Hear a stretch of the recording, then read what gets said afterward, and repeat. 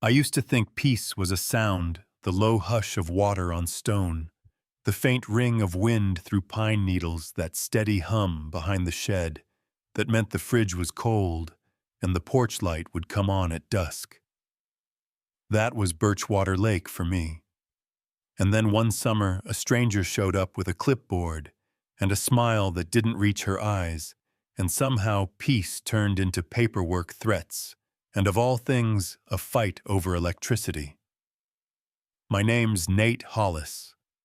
I bought the place because I wanted to remember what quiet felt like. Birchwater sits 2 turns off the highway and 1 wrong turn off the county map, which is exactly how I like it. The first morning I moved in, loons were calling, and my coffee steamed like a tiny campfire in my hands. I could hear my generator idling behind the shed, not loud, just present, like a dog that knows when to speak and when to lie at your feet. I rebuilt that machine from a rusted frame I found in a barn auction. It kept me through storms and spring melt, and a week the grid went down across 3 counties. Up here, that box isn't a luxury. It's the difference between we're fine and we're in trouble. By the end of June, I had a Rhythm Hall wood patch the dock help old Mr. Boone across the cove when his outboard wouldn't start, and then Marla Sykes rolled in. New cabin, new neighbors, new rules. She introduced herself like she was already on the ballot. "Hi, I'm Marla. I've taken the initiative to organize the Birchwater Homeowners Association," she said, tapping the clipboard like it was the Constitution. "We'll be standardizing paint colors, lawn maintenance, and nuisance noise." I tried to be polite. "There isn't an HOA out here," I said, not unkindly. "This is unincorporated county. Folks just do right by each other." Marla's smile thinned. "Then we'll be the first to do it properly." At first it was almost funny. She'd stride down the gravel lane in sunglasses at dusk, telling people where to move their kayaks. She'd slide photocopied guidelines under cabin doors. One night she stopped on my porch, tilted her head at the shed, and said, "That machine is a problem. Property values and wildlife do not thrive on combustion engines." "It's within the county code," I said, and I meant to leave it there. But she wasn't the leaving it there type. And the thing about people who need control just sounds like a challenge. Little signs showed up the way clouds stack before a storm. I saw her light at midnight sweeping the pine needles by my fence line. She said she was monitoring fire safety compliance. I found orange paint smeared on my door with a notice of violation flapping underneath it like a sick bird. And then I saw it, a thin black cord tucked into the grass, like a snake running from my shed, across the ditch, through the scrub, and under the lattice on Marla's deck. I followed it with my eyes and felt my jaw go tight in a way that had nothing to do with noise or guidelines. It was simple somebody was stealing. I walked to her porch the next morning, didn't bother to dress it up. "You ran a line to my generator," I said. Marla didn't blink. Birchwater is a community. Shared resources make it stronger. "That generator isn't a town," "Well," I said. "I built it. I fuel it. It's on my land." "Your land is in our community," she answered, and for the first time the sweetness slipped, and I heard what lived under it, the need to be in charge, to rewrite reality, so it matched the paper on her clipboard. I cut the line and told her we were done. She smiled like a courtroom win. That afternoon, she covered the telephone pole with flyers: $500 fine, unauthorized generator operation, HOA enforcement. People read them and snorted, but fear and laughter sound the same when you're not sure which way the wind is blowing. I could see neighbors I liked, Riley and Noor from the cedar cabin, Mr. Boone with his cane, go quiet when Marla waved the clipboard. Here's the thing I'm not proud of. For a day or two, I wanted a fight. The uncomplicated kind. But anger doesn't fix anything out here. Patience does. I'd already taken precautions years back after a couple hunters siphoned my fuel while I was in town. Nothing crazy. Nothing you'd need a manual to understand, just a built-in deterrent that discourages tampering and keeps honest people honest and the other kind away. I never planned to use it on a neighbor. I still hoped I wouldn't have to. Then came the night the lake went perfectly still. No breeze, no ripple on the moonlight. I killed my lamps and sat on the porch invisible, listening to crickets and my own breath. At 10 sharp, I saw two shapes along the tree line, Marla, in a white windbreaker that glowed ghostly, and Diane, a woman she'd bullied into company, clutching a coil of cable. I could hear them whisper. "Hurry," Marla hissed. "He's gone. We'll run into the primary and he'll never know." Diane's voice wavered. "Marla, this feels wrong. Wrong as one man hoarding power." I stayed seated. If I ran out there, this would become my word against hers. If I waited, it would become the truth everyone could see. They crouched by the shed. Marla set the clipboard on the grass like a gavel and went to work. Too confident, too quick, the way people are when they think the rules bend for them. She threw a look to Diane, a grin that said, "See, I told you." She reached where no one was invited. The night split.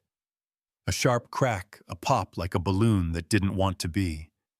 Marla jumped 2 feet straight up, arms pinwheeling, a scream ripping across the cove and bouncing off the water like a siren. Diane dropped the flashlight. It rolled until it lit the scene in harsh theater white. Marla's hair standing out in little shocked commas. The clipboard pages fanned like a defeated deck of cards. Porch lights clicked on up and down the road. Doors opened. Boots on gravel. "You hear that?" "What happened?" I stood finally and walked into the circle of light. "Evening," I said, like we'd all run into each other at the county fair. "Marla, Diane." Marla pointed at me, still shaking. "He tried to electrocute me. He set a trap." I put my hands in my pockets. "I was at home. You were on my land, hands on my equipment, running a line to your deck. I wouldn't call that a trap. I'd call it a choice."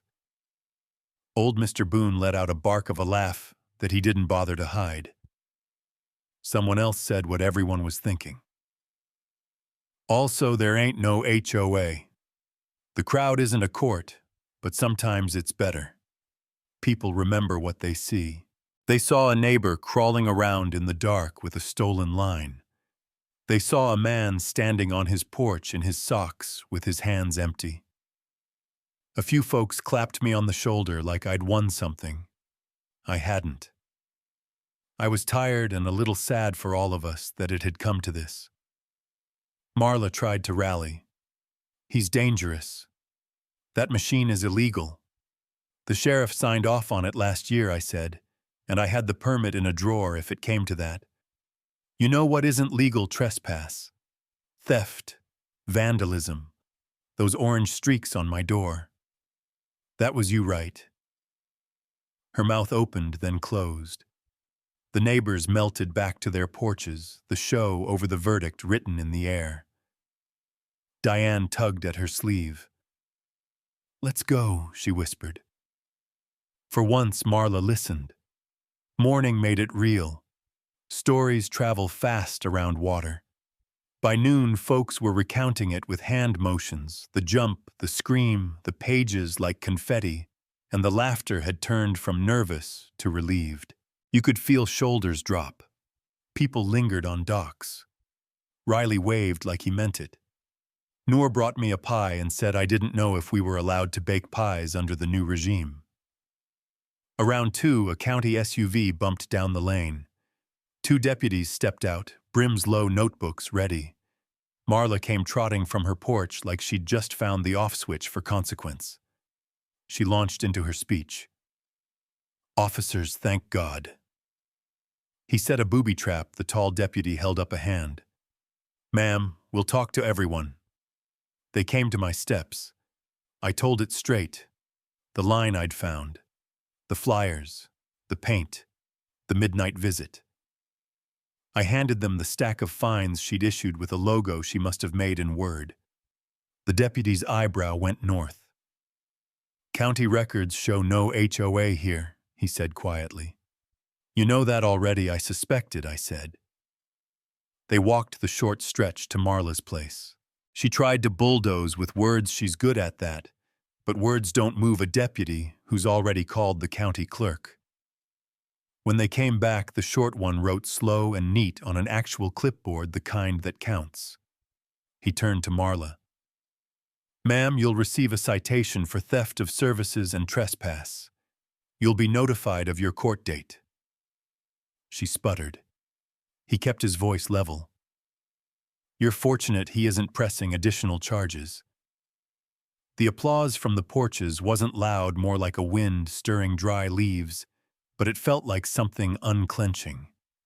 The SUV rolled away. Marla didn't post another flyer. Her deck stayed dark at night. The clipboard disappeared. Peace crept back in without making a production out of it. There were still chores. There are always chores when you live by water, but the world felt like itself again. I'd sit with my coffee and watch the mist lift and hear the hum behind the shed, and think about how thin the line is between neighbor and problem, how quickly someone's need for power can turn into taking it outright. I'm not here to gloat. The shock didn't hurt her beyond pride, which honestly is where she needed it. But it did remind me and all of us that boundaries are real even when someone prints new ones on fancy paper. If you're waiting for the epilogue, here it is. A week later, an envelope from the county showed up at my place, and I assume one at hers. Mine said compliant. Hers said appear. Maybe a judge will have the last word. Maybe the last word already happened on a quiet night by a shed with half the neighborhood watching. Either way, Birchwater kept humming. Tell me how you see it. Was I right to wait it out, to let the truth show itself? Or should I have dragged that line to her porch the first day and been done with it? Where do you draw the line between community standards and someone trying to own you with a clipboard? Drop your take in the comments. Share this with the friend who always ends up dealing with the neighborhood tyrant, and hit subscribe, because out here, there's always another story waiting at the end of the dock.